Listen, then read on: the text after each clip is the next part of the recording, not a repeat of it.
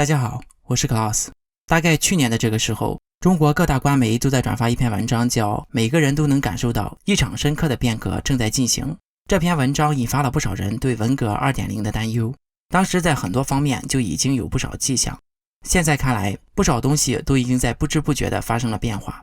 前几天我无聊翻看中国的微博，刷到了不少骂莫言的，说他的作品是在抹黑中国，迎合西方人的口味。莫言获得了2012年的诺贝尔文学奖，当时的中国热烈祝贺这位第一个获得诺贝尔奖的人。他曾说过，文学不应该为君王唱赞歌，只为苍生说人话。当年我在中国读小学的时候，老师曾说过，中国还没有一个诺贝尔奖，我们跟世界的差距还是很大。那个时候我在心里默默地对自己说，我以后要做科学家，要拿诺贝尔奖。曾经的诺贝尔奖是中国人的梦想，现在已经被批倒批臭，获得诺贝尔奖也就成了境外势力。还有近期上映的高票房电影《引入尘烟》，也因获得了不少国外电影奖项而被很多中国人批判，说该电影就是在抹黑中国的贫困和丑化中国人，来迎合西方。另外，多所学校不再参与世界排名，竟然有不少人说这样更好，学校可以更注重自身发展。不参与世界排名不是不参与排名，中国国内教育那么内卷，有几十家的排名机构，中国只是不参与世界排名，自然会变本加厉的更注重国内的排名，这只是在教育上与世界脱钩罢了。在言论管控方面，相信大家也是深有体会，这些年删帖封号非常严重。最近有个帖子，网友分享各行各业的困难都被删帖，博主被禁言，无关政治的都不能讨论了。在思想文化方面也大有文革化的趋势，而且在这2年质疑改革开放的声音此起彼伏，不少人连邓小平都开始批判，把中国的官员腐败、贫富差距归咎于改革开放。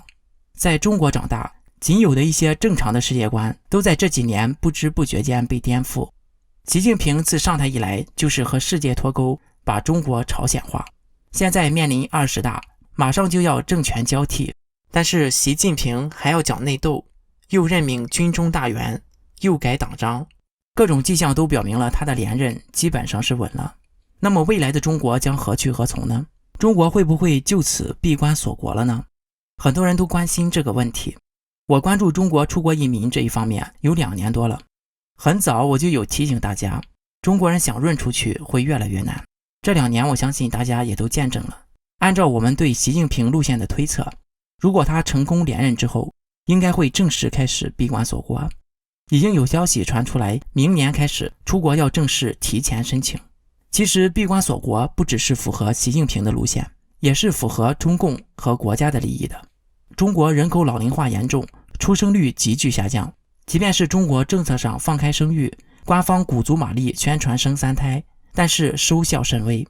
中国今年上半年的人口数据，死亡人口首次超过出生人口，俗称死亡交叉。另一方面，加上中国的经济下行、过度防疫等社会问题，近年来润学兴起，韭菜本来就越生越少，还往外跑，这样的情况长久下去，中国就完了，是哪个领导人都不会允许的，更别说是想要称帝的习近平。连任将是习近平之后最大的一个障碍，毕竟这是要打破国家宪法和党内规定的。只要这一次连任成功了，那以后的连任就不用说了。所以在连任之前，习近平也不能做出太出格的事情，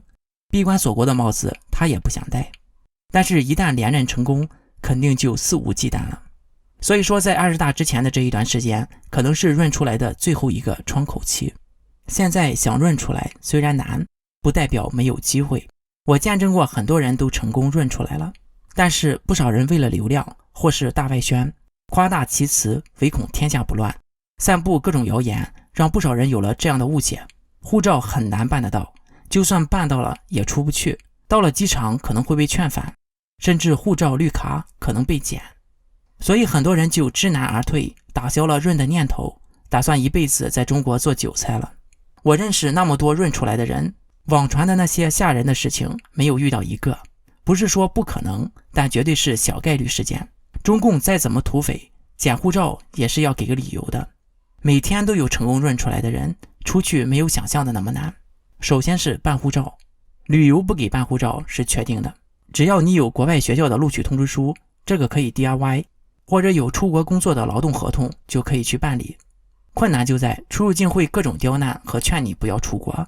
只要你坚持出国并尽力配合提交补充材料，最后大部分都能成功办理到护照。一个单身母亲和女儿去国外留学，但由于他们有高中学历，被要求写一份个人说明，交上这份材料之后，最后也办到护照了。旅游不能出境的说法也不完全属实，至少澳门旅游一直开放，用港澳通行证从拱北口岸可直接刷卡自助通关，没有人问你出境的理由，再从澳门飞第三国，只要满足第三国的入境要求就可以。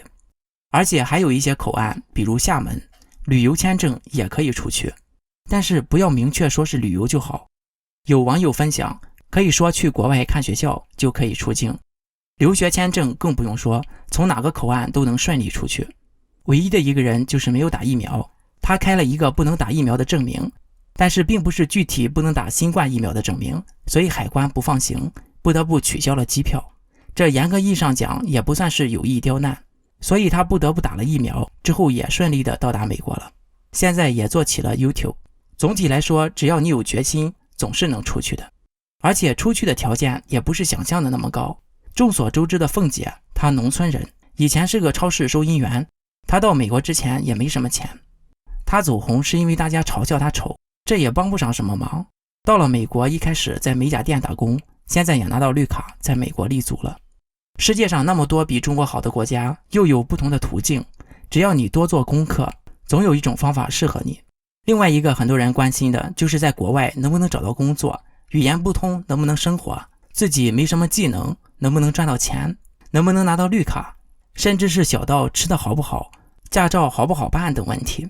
这些问题我都不想回答，先把精力都放在怎么润出去，之后的事情都不是什么大事。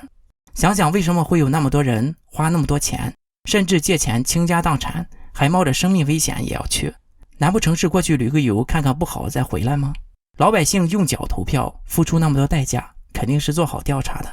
整个世界未来面临的一个难题就是人口危机。马斯克也说过，世界人口不是太多，而是太少。当然这是对社会而言，而不是对自然生态而言。劳动力短缺和人口老龄化是当今和未来世界普遍面临的问题。现在在美国的中餐厅洗碗一个月都有4000多美金，所以何必在中国做韭菜呢？另外，只有更多的人润出去，才能带给国内更多的真相。就算润不出去，想润的人越多，也是对中共政权的打击。所以应润尽润吧。之后我会不时邀请成功润出去的普通人连线分享润学经验，这个系列就叫做润滑剂。希望想分享自己经历的人在置顶评论处主动联系我，还会获得美金奖励，感谢大家。好了，本次节目就到这里，欢迎大家点赞、订阅、留言和分享。我是 Klaus， 我们下次再见。